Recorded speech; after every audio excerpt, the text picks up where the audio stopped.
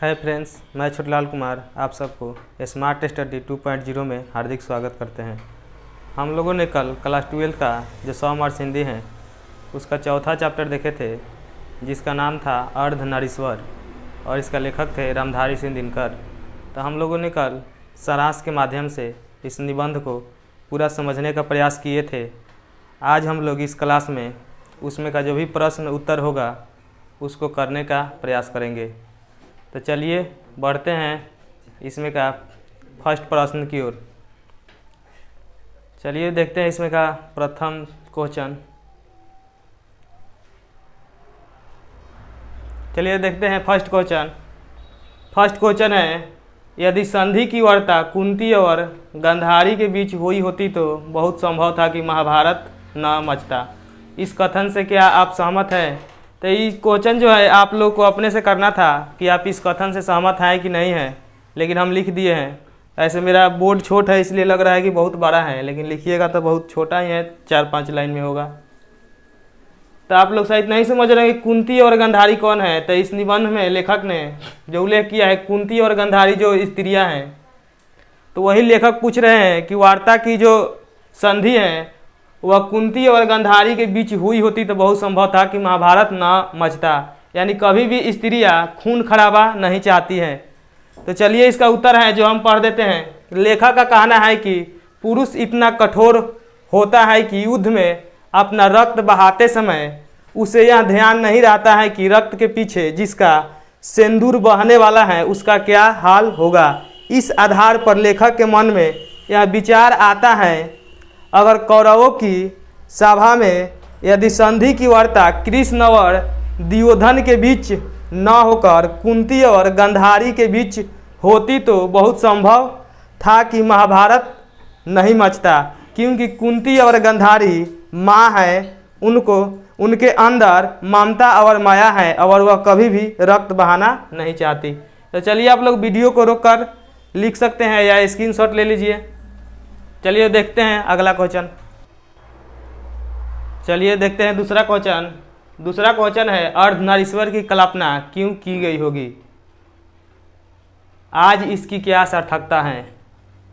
तो जब इस निबंध को रामधारी सिंह दिनकर ने लिखा है तो उन्होंने क्या सोचा है, इस अर्धनारीश्वर शब्द के बारे में उन्होंने क्या उल्लेख किया है, हमारे समाज को क्या बताने का प्रयास किया है, उसी के बारे में उल्लेख करना है कि अर्धनारीश्वर की कल्पना क्यों की गई होगी, आज इसकी क्या सार्थकता है। तो चलिए हम इसका उत्तर है जो पढ़ देते हैं। अर्धनारीश्वर शंकर और पार्वती का कल्पित रूप है। हमने कल आप लोगों को समझाए भी थे सारांश के माध्यम से कि अर्धनारीश्वर का अर्थ होता है आधा नर और आधा नारी। जैसे शंकर और पार्वती का एक फोटो भी आता है जिसमें आधा शंकर भगवान और आधा पार्वती जी का तस्वीर रहता है। इसी का अर्थ है अर्धनारीश्वर, यानी कि सृष्टि में इस समाज में जितना हक पुरुष का है उतना ही हक स्त्री का है, यानी दोनों का बराबर है। तो अर्धनारीश्वर शंकर और पार्वती का कल्पित रूप है। यह कल्पना शिव और पार्वती के बीच पूर्ण समन्वय यानी दोनों को समान दिखाने को निकाली गई होगी। अर्धनारीश्वर की कल्पना में नर नारी समान है, एक का गुण दूसरे का दोष नहीं हो सकता है। रामधारी सिंह दिनकर ने भी यह कहा है कि जैसे महिलाओं में ममता होता है, दया होता है, इस तरह का गुण अगर पुरुषों में आता है तो उसका व्यक्तित्व धूमिल नहीं होता बल्कि और वह निखर जाता है। लेकिन वह पुरुषतैन कहे जाने के डर से वह इसको दबा देता है। तो एक का गुण दूसरे का दोष नहीं हो सकता है, परंतु पुरुष और स्त्री में अर्धनारीश्वर का आज यह रूप दिखाई नहीं देता है। यानी रामधारी सिंह दिनकर कहते हैं कि आज हमारे समाज में जितना हक पुरुषों को दिया जाता है उतना हक स्त्रियों को नहीं दिया जाता है, इसलिए आज के समाज में अर्धनारीश्वर नहीं दिखाई दे रहा है। तो चलिए वीडियो को रोककर आप लोग लिख सकते हैं या स्क्रीनशॉट ले लीजिए। चलिए तो हम आशा करते हैं आप लोग लिख लिए होंगे। बढ़ते हैं अगले प्रश्न की ओर। चलिए देखते हैं तीसरा क्वेश्चन है कि रविंद्रनाथ प्रसाद और प्रेमचंद्र के चिंतन से दिनकर जी क्यों असंतुष्ट हैं?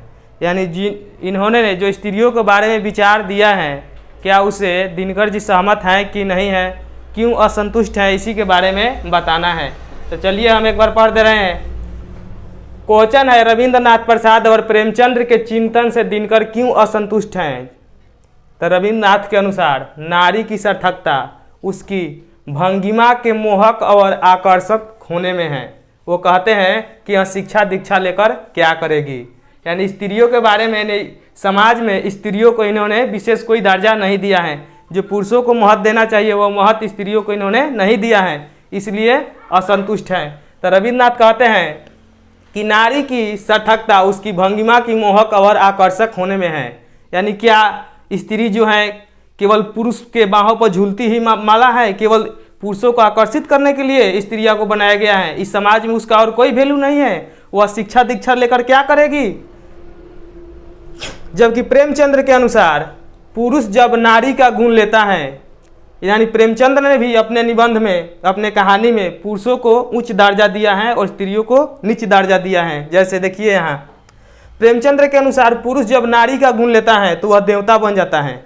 यानी प्रेमचंद्र कहते हैं जो भी पुरुष है उसमें दया, ममता इत्यादि जो स्त्री का गुण है वह आ जाता है तो वह देवता बन जाता है, देवता बन जाता है।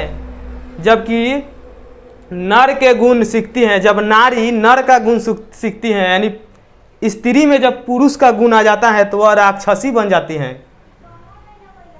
तो प्रेमचंद्र ने इस समाज में स्त्रियों का जो है पुरुषों स्त्री को नीच दर्जा दिया है, पुरुषों को उच्च दर्जा दिया है। इसलिए अतः दिनकर जी इन लोगों के विचार से असंतुष्ट हैं। तो ये ओवरऑल इस जो प्रश्न है इसके माध्यम से दिनकर जी ने यही कहने का प्रयास किया है कि जो प्रेमचंद्र हैं, रविंद्रनाथ हैं, उन्होंने इस समाज में स्त्रियों को पुरुष से कम दर्जा दिया है। अतः इन सब के विचार से हम असंतुष्ट हैं। तो चलिए बढ़ते हैं अगले प्रश्न की ओर। चलिए देखते हैं 4 नंबर क्वेश्चन। 4 नंबर क्वेश्चन है प्रवृत्ति मार्ग और निवृत्ति मार्ग क्या है? तो इस निबंध में रामधारी सिंह दिनकर ने बौद्ध धर्म का भी उल्लेख किया है।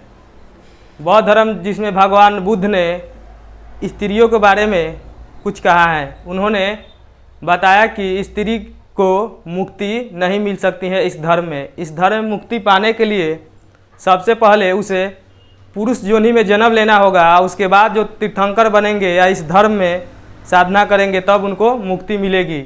यानी उस धर्म में प्रवृत्ति और निवृत्ति मार्ग होता था जिसमें ब्रह्मचार्य जीवन को यापन करते थे। तो वही है कि प्रवृत्ति मार्ग और निवृत्ति मार्ग क्या है? तो यह बहुत इजी क्वेश्चन है। चलिए, गृहस्थ जीवन को स्वीकार करना और उनके मार्ग पर चलना ही प्रवृत्ति मार्ग है। यानी गृहस्थ जीवन का मतलब होता है शादी विवाह करके संतान को उत्पन्न करना, गृहस्थ जीवन में प्रवेश करना होता है। तो यही है कि गृहस्थ जीवन को स्वीकार करना और उनके मार्ग पर चलना ही प्रवृत्ति मार्ग है। तथा गृहस्थ जीवन यानी कि शादी विवाह न करना, ब्रह्मचार्य जीवन यापन करना यानी प्रवृत्ति मार्ग, तथा गृहस्थ जीवन को अस्वीकार करने वाला मार्ग निवृत्ति मार्ग कहलाता है। तो ओवरऑल इसमें यानी कि जो गृहस्थी जीवन का मतलब होता है शादी विवाह करना और उसके रास्ते पर चलना, संतान उत्पन्न करना, क्या है? प्रवृत्ति मार्ग है। और निवृत्ति मार्ग के मतलब गृहस्थ जीवन को अस्वीकार करना यानी ब्रह्मचार्य जीवन यापन करना। तो चलिए बढ़ते हैं अगले प्रश्न की ओर। चलिए देखते हैं 5 नंबर क्वेश्चन। 5 नंबर क्वेश्चन है कि बुद्ध ने आनंद से क्या कहा? तो आप लोग जानते हैं कि बौद्ध धर्म का स्टार्ट भगवान बुद्ध ने किए थे। उनका तीर्थंकर थे। उन्होंने उसमें भिक्षुणी होने का अधिकार केवल पुरुषों को था कि उसमें भिक्षुणी होकर अगर वह इस मोह रूपी जो संसार है इसे मुक्ति पा लेते। लेकिन उनका एक शिष्य था जिसका नाम था आनंद। तो आनंद के परामर्श पर यानी आनंद ने कहा कि भगवान अब इसमें बहुत गौतम बुद्ध से कि इसमें जो नारी हैं उनको भी भिक्षुणी होने का अधिकार दे दीजिए। तो उसी से एक क्वेश्चन है कि बुद्ध ने आनंद से क्या कहा? तो बुद्ध ने आयुष्मान आनंद से कहा कि आनंद, मैंने जो धर्म चलाया था वह 5000 वर्ष तक चलने वाला था, यहाँ छूट गया है था, किंतु अब वह केवल 500 वर्ष चलेगा क्योंकि नारियों को मैंने भिक्षुणी होने का अधिकार दे दिया है। तो भगवान बुद्ध ने भी इस बौद्ध धर्म में नारियों को कुछ खास महत्व नहीं दिया है। उसमें यह बताया गया था कि अगर आपको मुक्ति चाहिए तो भिक्षुणी होने से मुक्ति नहीं मिलेगा, पहले आप अगले जन्म में पुरुष योनि में जन्म लीजिए और उसके बाद भिक्षुणी होइए, उसके बाद आपको मुक्ति मिलेगा। तो चलिए इस वीडियो में हम लोगों ने इसमें 5 प्रश्न को देखे हैं।